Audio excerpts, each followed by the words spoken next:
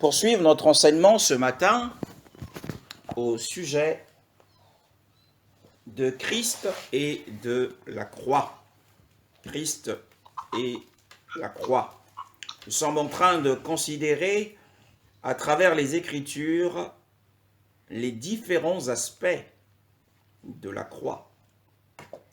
Et ce matin, nous allons ouvrir nos Bibles dans le livre de 1 Corinthiens au chapitre 2, à partir du premier verset jusqu'au verset 2.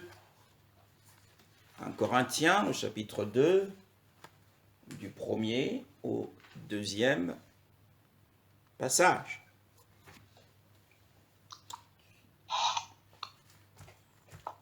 Frère Esaïe, s'il est à la page, peut faire la lecture. 1 Corinthiens chapitre 2, la Bible dit: pour moi donc mes frères, quand je suis venu chez vous, ce n'est pas avec une supériorité de parole ou de sagesse que je suis venu vous annoncer le témoignage d'Élohim. Car je n'ai pas eu la pensée de savoir parmi vous autre chose que Yeshua Mashiach, et Yeshua Mashiach crucifié. Amen. Amen. Un autre passage, c'est 2 Corinthiens, au chapitre 4, le verset 7 à 11. Verset 7, chapitre 7, 4, verset 7 à 12. 7 à 12.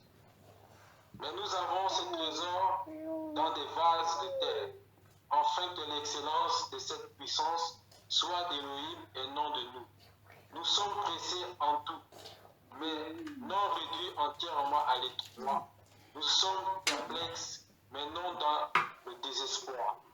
Nous sommes persécutés, mais non abandonnés. Abattus, mais non perdus.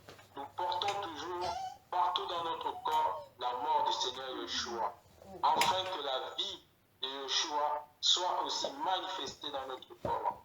Car nous qui vivons, nous sommes sans cesse livrés à la mort pour l'amour de Yeshua, afin que la vie de Yeshua soit aussi manifestée dans notre chair mortelle, de sorte que la mort opère en effet en nous, mais la vie en vous. Amen. Une fois lu ce passage, nous revenons dans 1 Corinthiens au chapitre 1. Et là, eh bien, nous allons lire le verset 18, le verset 18, le verset 23 et le verset 24. 1 Corinthiens chapitre 1, le verset 18, le verset 23, 24 et même le verset 25. 1 Corinthiens chapitre 1, le verset 18, 1, verset 18, le verset 23, le verset 24 et le verset 25. Car la parole de la croix est une folie pour ceux qui périssent, mais pour nous qui sommes sauvés, elle est la puissance d'Élohim. Le verset 23. Mais nous prêchons Mashiach crucifié, scandale en effet pour les Juifs et folie pour les Grecs.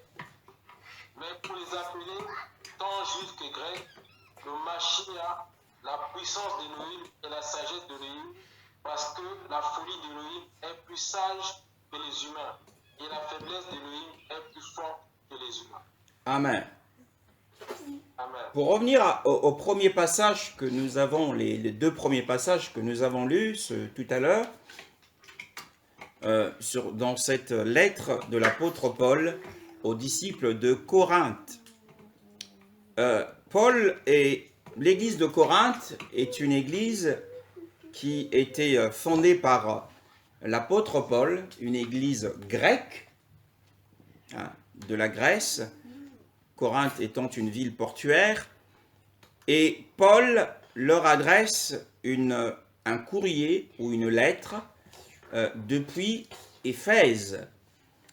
Et en leur écrivant, il leur dit que ce n'est pas en venant chez eux, lorsqu'il est venu pour la première fois, ce n'est pas avec l'excellence du discours et la sagesse qu'il était venu leur prêcher ou leur proclamer le témoignage de Dieu. Pourquoi? Eh bien parce que Paul était conscient d'une chose, c'est que les Grecs étaient plongés et baignés dans leur culture philosophique. Les Grecs étaient saturés, ils étaient même dans l'adoration, on va dire, de la sagesse de ce monde. Et les Grecs affectionnaient des grands discoureurs, ceux qui avaient de l'éloquence, des hommes éloquents, des philosophes érudits.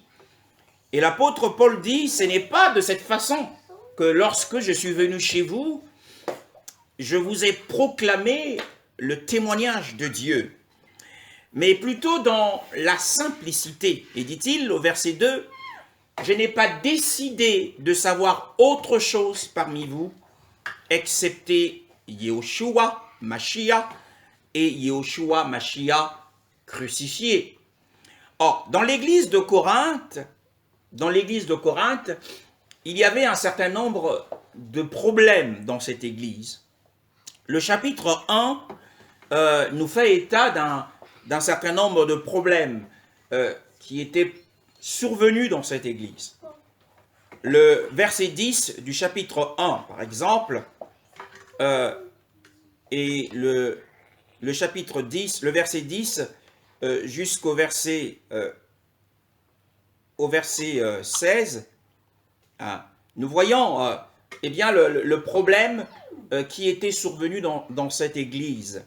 Il y avait différents problèmes liés à des querelles, des problèmes liés à des troubles, des problèmes liés aux divisions. Parce que certains dans cette église locale de la ville de Corinthe avaient pris position et s'étaient positionnés pour se réclamer d'être de Paul, parce qu'ils appréciaient la grâce qui reposait sur la vie et le ministère de l'apôtre Paul. Certains se disaient « nous sommes de Paul ». Et d'autres également se réclamaient d'Apollos. Apollos aussi avait un ministère époustouflant, il avait un ministère qui avait de l'influence en Grèce.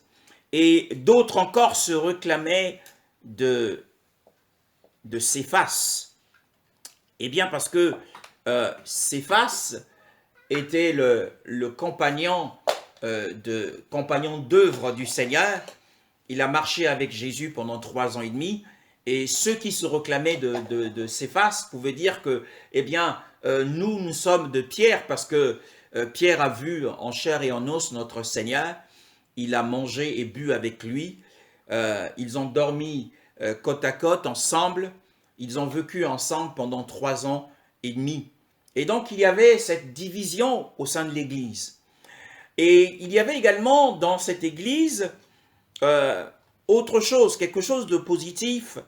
Cela est rendu par le verset 7. Le verset 7 nous dit, ainsi, on peut commencer par le verset 6, le verset 4 par exemple, Paul qui remercie et qui rend grâce à Dieu, il dit « Je rends grâce à mon Elohim à votre sujet pour la grâce d'Elohim qui vous a été donnée en Mashiach Yehoshua, parce qu'en toute chose, vous avez été enrichis par lui en toute parole et toute connaissance. » Donc nous pouvons comprendre que cette église de Corinthe, au niveau de la connaissance, il n'était pas en manque. C'était une église qui avait la connaissance de la parole de Dieu.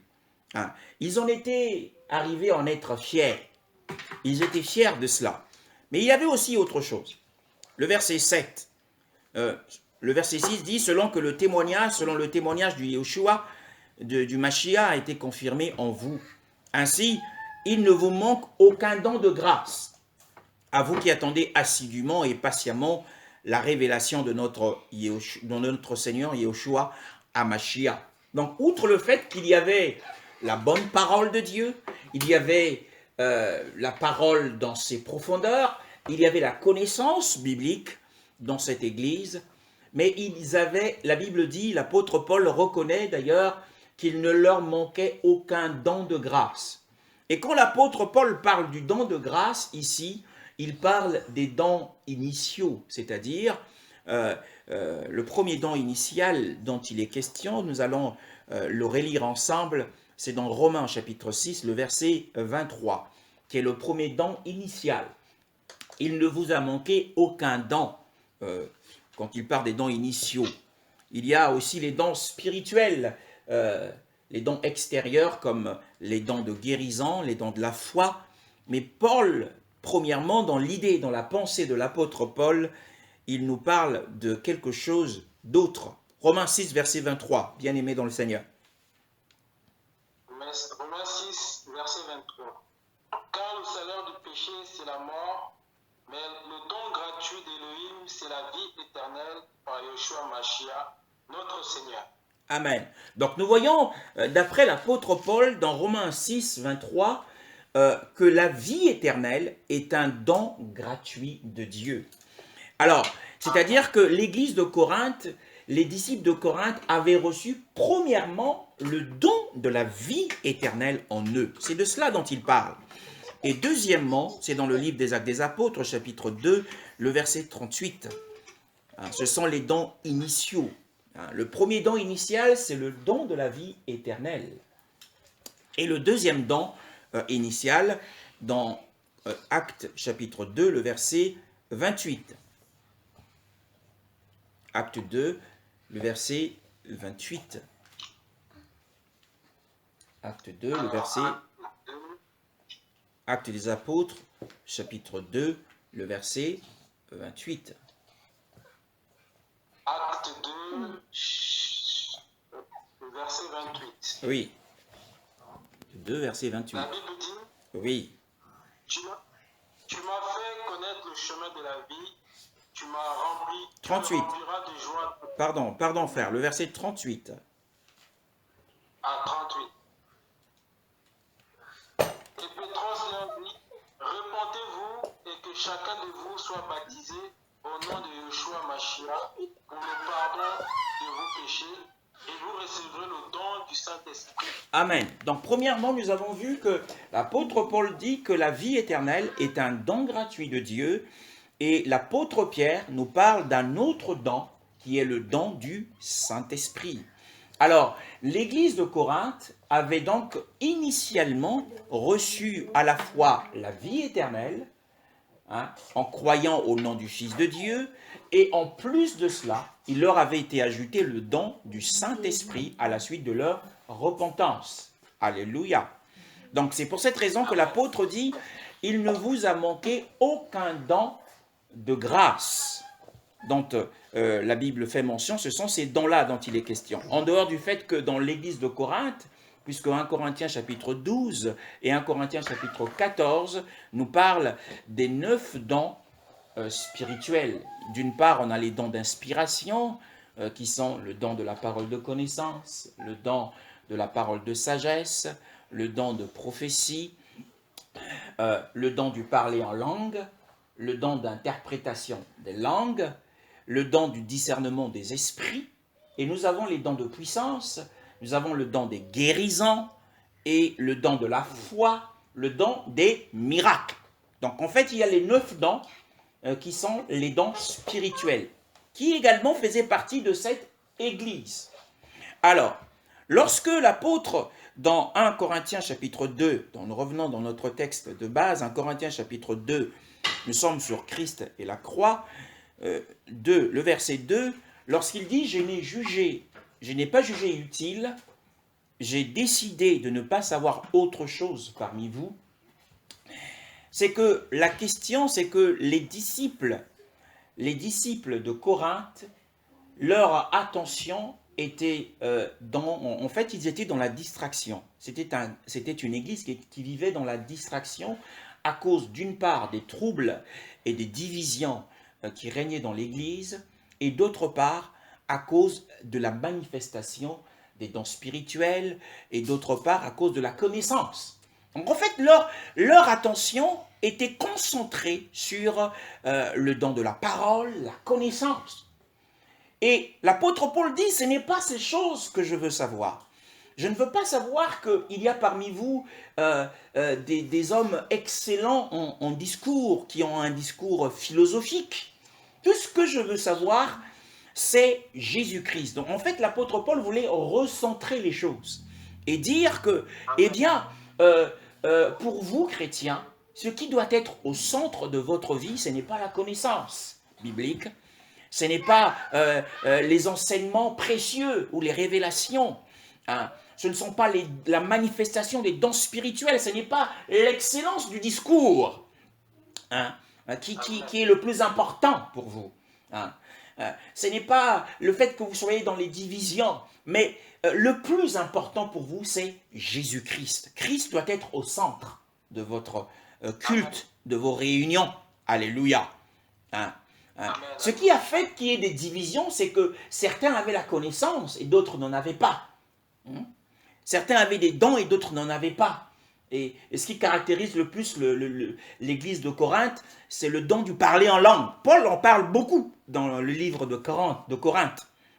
Et ce qui est intéressant dans ce verset 2, ce que l'Esprit veut nous dire, c'est que ce qui est intéressant, c'est que l'apôtre Paul dit, ce qu'il prêche ici, hein, ce qu'il dit, quand je suis venu à vous, je vous ai proclamé le témoignage de Dieu. Quel était ce témoignage de Dieu? C'était Jésus-Christ. Mais quel Jésus-Christ? Et Jésus-Christ crucifié. C'est étonnant, parce que dans le livre des Actes des Apôtres, lorsque Pierre se lève au milieu des frères et en face de 3000 Juifs venus de la diaspora, qui étaient venus à Jérusalem pour adorer, l'apôtre Pierre ne prêche pas un Jésus crucifié, mais il prêche un Jésus ressuscité. Alléluia. La thématique du livre des Actes des Apôtres, c'est Jésus-Christ crucifié. Or, le Jésus crucifié, c'est le Jésus ressuscité, c'est le Jésus exalté, c'est le Jésus glorifié, puisque nous l'avons lu déjà la dernière fois dans le livre de Luc, chapitre 24. Nous l'avons lu, on peut encore le relire. Lorsque le Seigneur,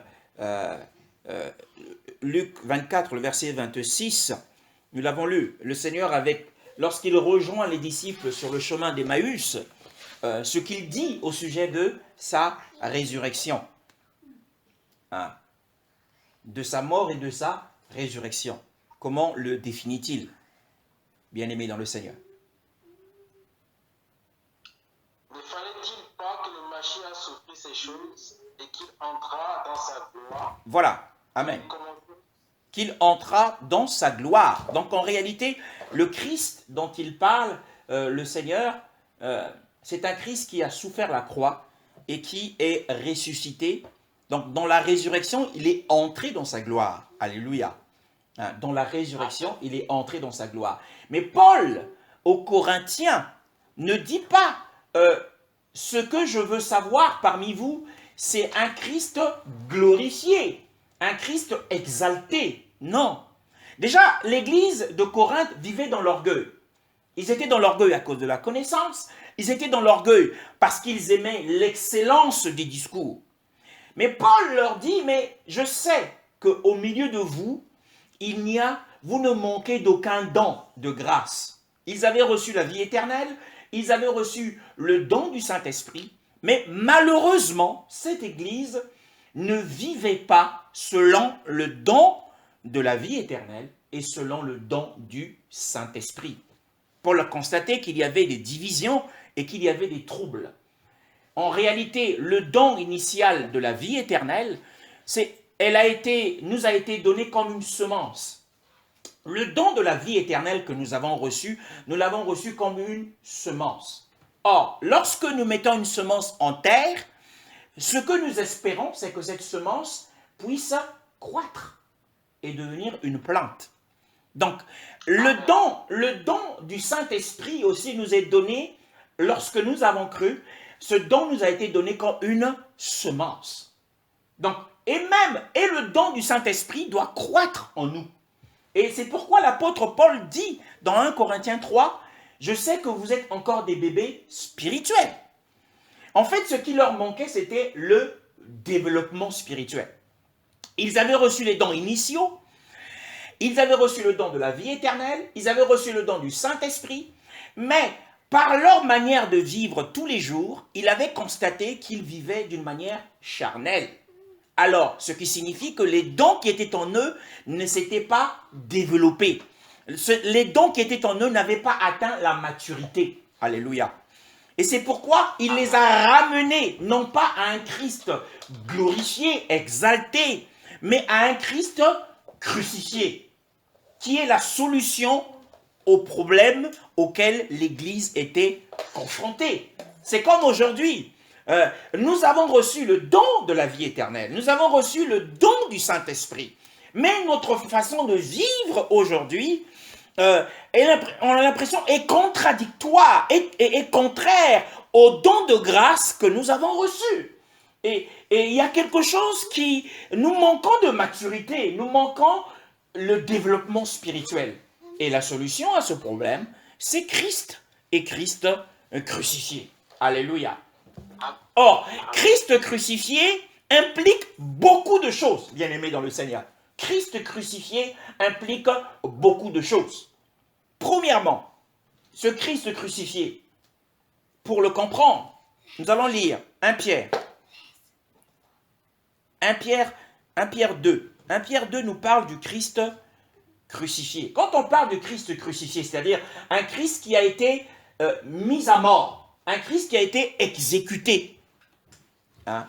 Ce Christ a été exécuté. 1 Pierre chapitre 2.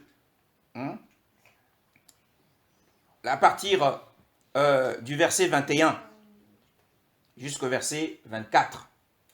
1 Pierre chapitre 2, 21 jusqu'au verset 24. Bien-aimés dans le Seigneur. Amen. Amen. De fait, c'est à cela que vous avez été appelés, parce que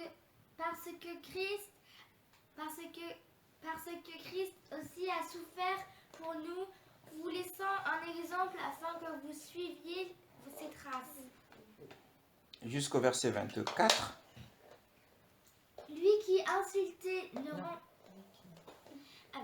lui qui n'a pas commis de péché et dans la bouche duquel on n'a pas trouvé de tromperie, lui qui insultait ne renda pas l'insulte, maltraitait, ne faisait pas de menaces, mais s'en remettait à celui qui juge justement. Le verset 24. Lui qui a lui-même porté nos péchés dans son corps à la croix, afin que, libérés du péché, nous vivions pour la justice.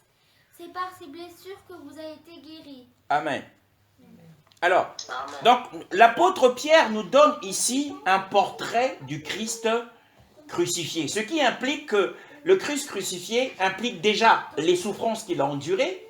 La Bible nous dit ici qu'il a été insulté, mais il n'a pas rendu l'insulte. Ce qui est une folie pour les Grecs. Nous avons lu dans 1 Corinthiens chapitre 1, si vous relisez, que la parole de la croix est une folie pour les Grecs. Qu'est-ce que cela signifie? C'est ce que Paul, l'apôtre Pierre, dit ici. Le Seigneur a été méprisé. Et il n'a pas rendu le mépris à celui qui l'a méprisé.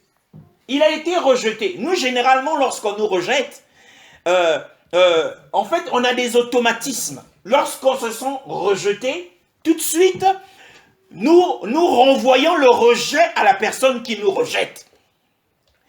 Il y a un automatisme dans la chair de l'homme qui fait qu'il faut que l'on réagisse. La parole de la croix est une folie pour les Grecs parce que ce Jésus n'a pas eu de réaction. Il n'a pas pu se défendre lui-même. Pour les Grecs, c'est une folie. Donc, quand on leur prêche la parole de la croix, ce n'est pas possible. Hein? Aujourd'hui, dans les lois des nations, on parle de la légitime défense. La légitime défense. Quand tu es attaqué, tu dois réagir. Mais lui, on l'a insulté.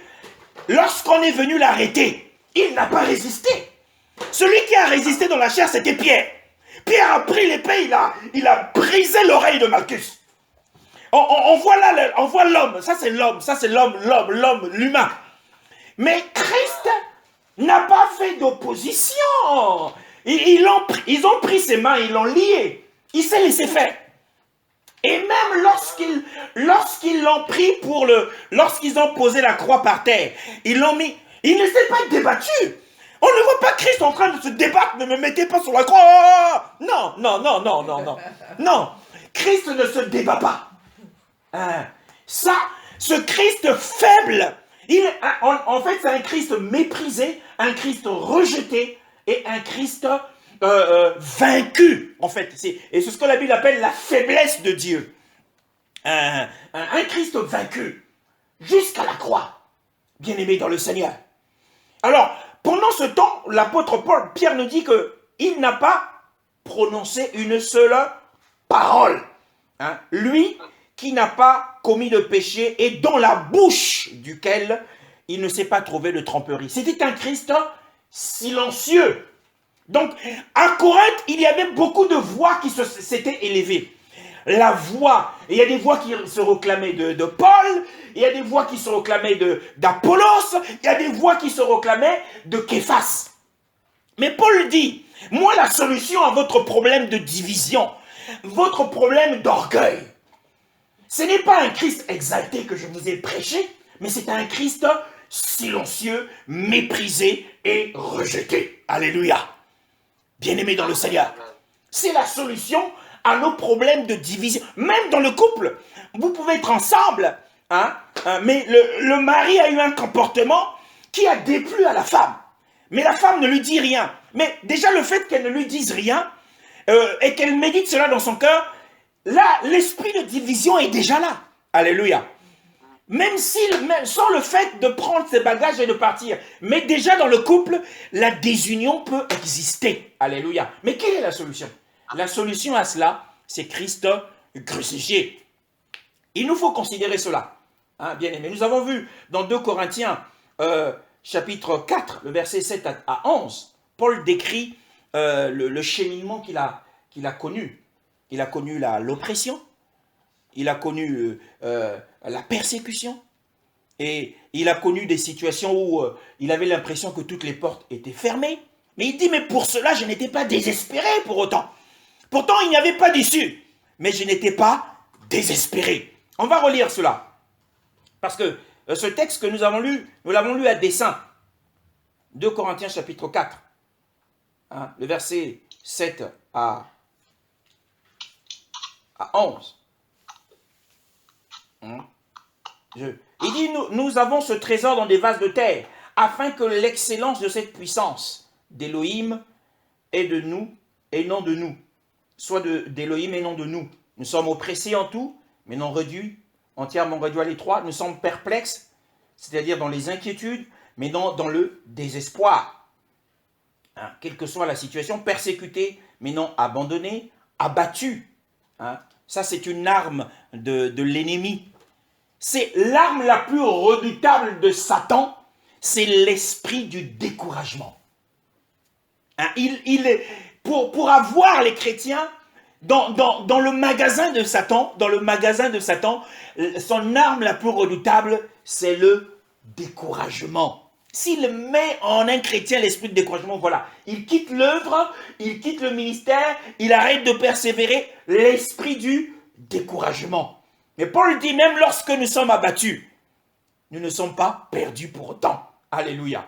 Nous portons toujours dans notre corps, il dit, la mort du Seigneur. Quand on parle de la mort, quand il parle de l'expression porter dans son corps la mort du Seigneur Yahushua, il veut simplement parler d'un Christ crucifié. Donc en réalité, Christ, lorsque nous avons cru en lui, lorsque nous avons cru en lui, nous avons reçu la vie. Christ est la vie. Mais le chemin qui nous conduit à manifester, parce que Paul dit ici, hein, lorsque dans notre corps nous portons la mort de notre Seigneur Yeshua, afin que la vie de Yeshua, qui est en lui, soit ainsi manifestée dans notre corps. Donc, Christ crucifié, lorsque nous recevons Christ crucifié, lorsque nous faisons l'expérience dans notre vie quotidienne de Christ crucifié, eh bien, nous allons manifester, nous allons exprimer la vie de Dieu au travers de nous. Alléluia. C'est ce que dit l'apôtre Paul ici. Notre corps, nous portons la mort du Seigneur afin que la vie de Yeshua soit ainsi manifestée dans notre corps. Nous allons essayer de comprendre ce que signifient toutes ces paroles à partir de 1 Corinthiens chapitre 1. Ce qu'il dit là, comment la mort du Seigneur peut-elle permettre à ce que la vie du Seigneur soit manifestée par nous? 1 Corinthiens chapitre 1. Le frère a lu tout à l'heure le verset 18. Si tu peux relire le verset 18. Car la parole de la croix est une folie pour ceux qui périssent, mais pour nous qui sommes sauvés, elle est la puissance d'Élohim. Amen. Oui, la parole de la croix est une folie, nous l'avons compris, parce que méprisé, rejeté, il n'a pas répondu à cela. Il n'a pas fait de résistance, il ne s'est pas défendu, il n'a pas eu une autoprotection, et c'est une folie pour ceux qui périssent. Ils auraient aimé, les disciples de Corinthe qui avaient une culture philosophique, ils auraient aimé que Paul leur parle de la résurrection. Ah!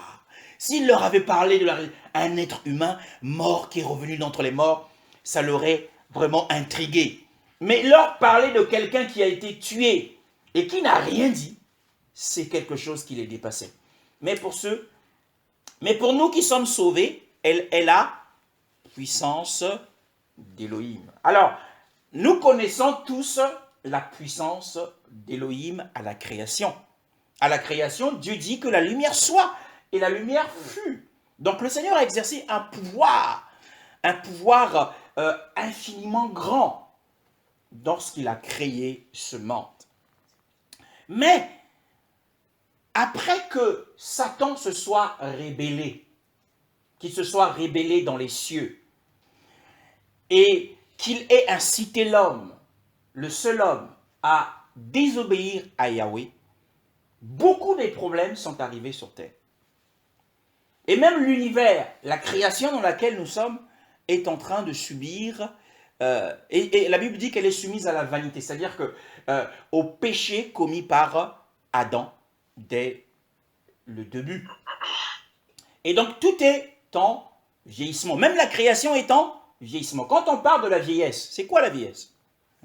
La vieillesse, c'est simplement le fait que la vie est en train de partir.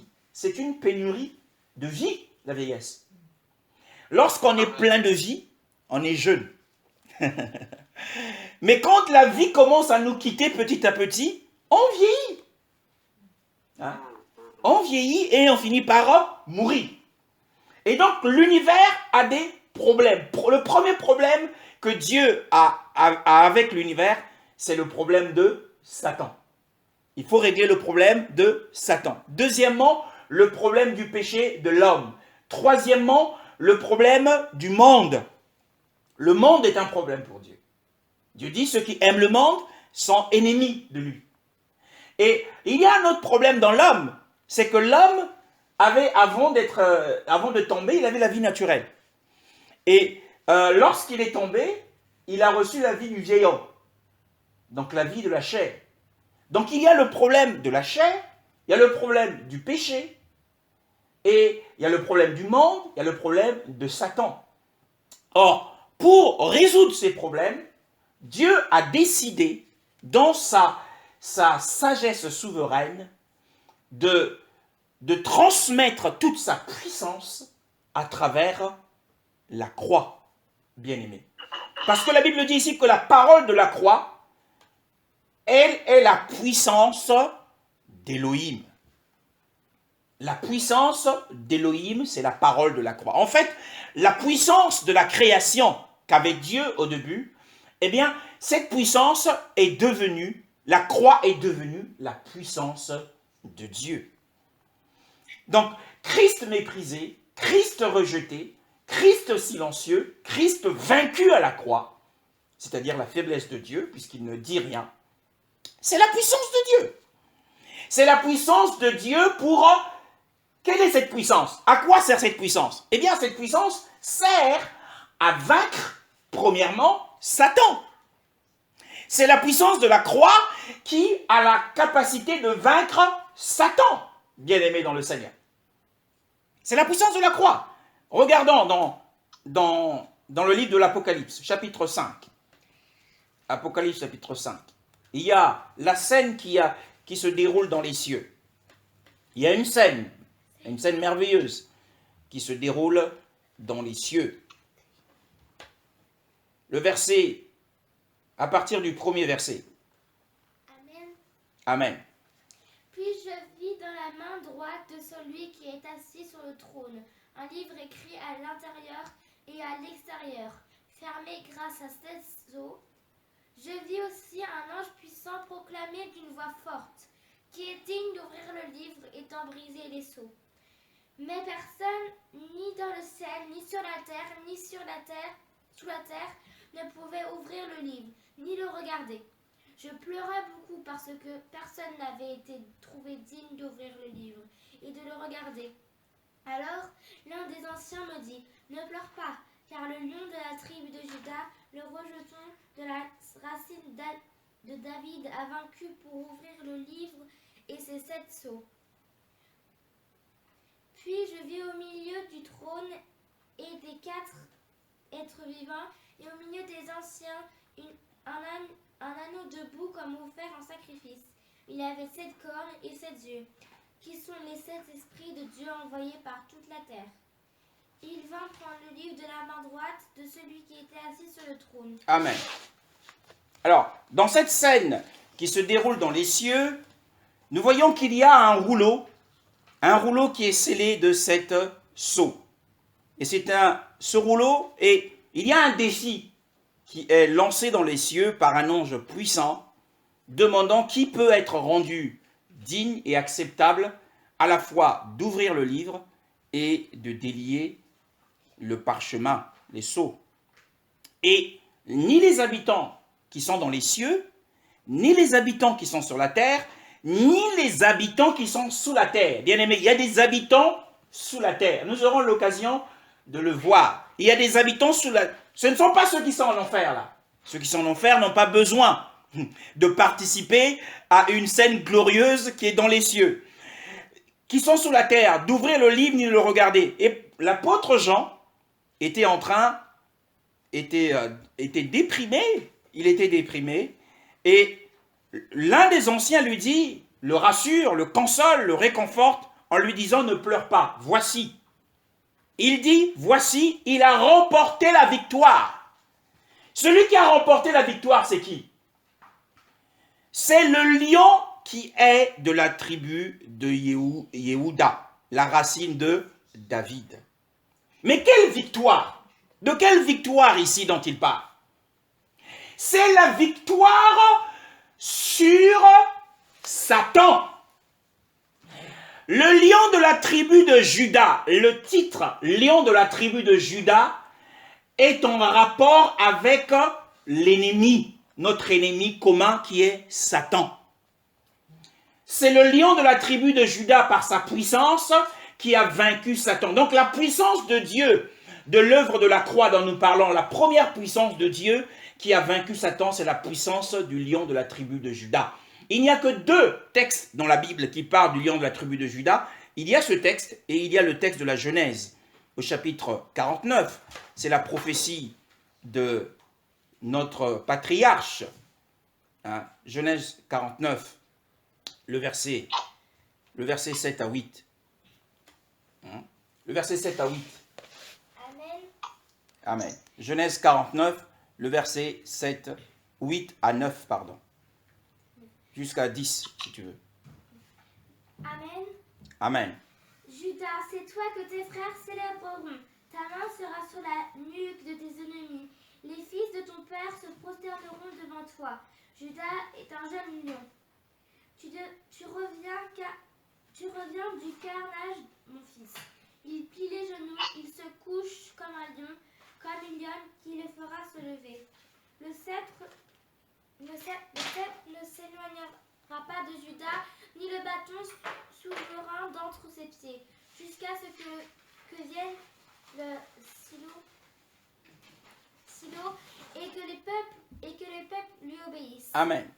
Donc il y a même une suite, le verset 11. Mais ce qui nous intéresse, c'est que le verset 8 à 9 nous parle, l'un des passages clés, c'est « Ta main sera sur la nuque de tes ennemis ». Donc le jeune lion est lié à ses ennemis. Donc c'est en rapport avec ses ennemis. Tu es monté d'auprès de la proie, mon fils. En fait, le lion va comme un prédateur, va à la recherche de la proie. Et la proie ici, c'est Satan, qui a été vaincu. Mais ce qui est étonnant, dans la scène céleste, alors que l'ancien lui dit que celui qui a remporté la victoire, c'est le lion, mais ce que l'apôtre Jean voit, c'est plutôt un agneau. Hein? Donc en réalité, il y a deux faits ici. Il y a deux titres. Il est le lion agneau. Agneau, c'est en rapport avec les problèmes de l'homme, le péché, la nature de la chair, le monde aussi. Et le lion, c'est en rapport avec Satan.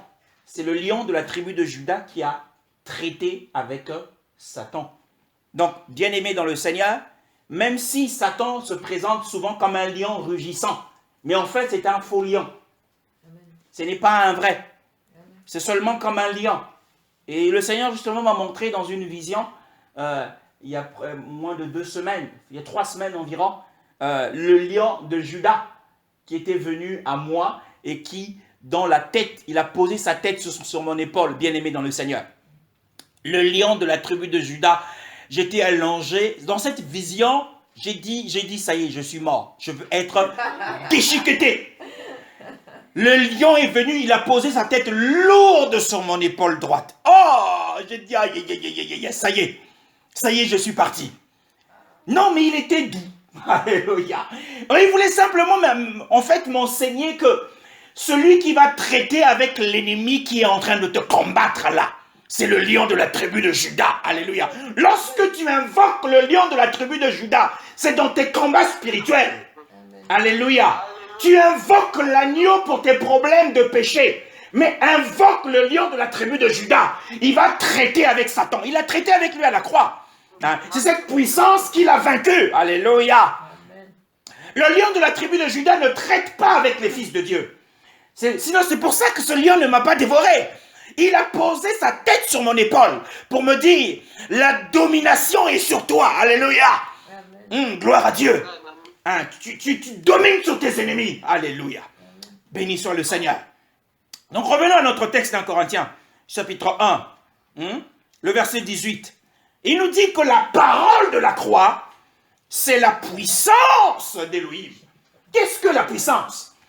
Nous avons dit que la croix a résolu tous les problèmes de l'univers, a résolu le problème de Satan, a résolu le problème du péché, le problème de la chair, le problème de la vie naturelle et le problème du monde auquel parfois nous sommes enchevêtrés. Quelquefois nous sommes dans le tourbillon du monde et emportés, mais sachant que l'œuvre de la croix nous délivre de l'attraction du monde. Alléluia.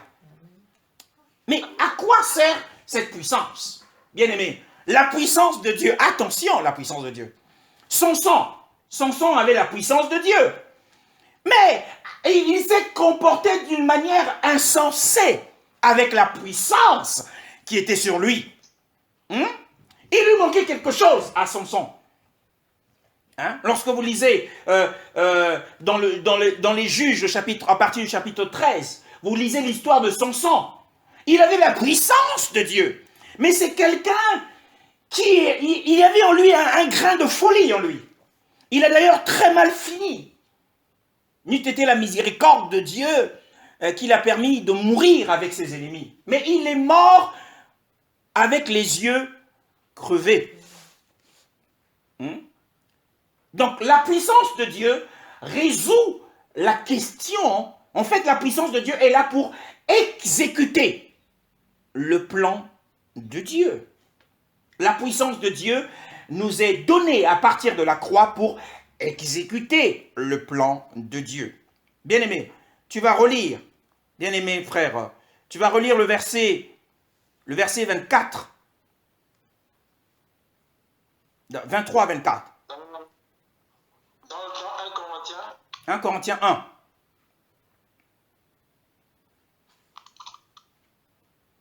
Il nous faut comprendre. Quel est le message que le Seigneur veut nous transmettre ce matin? Quel est le message qu'il veut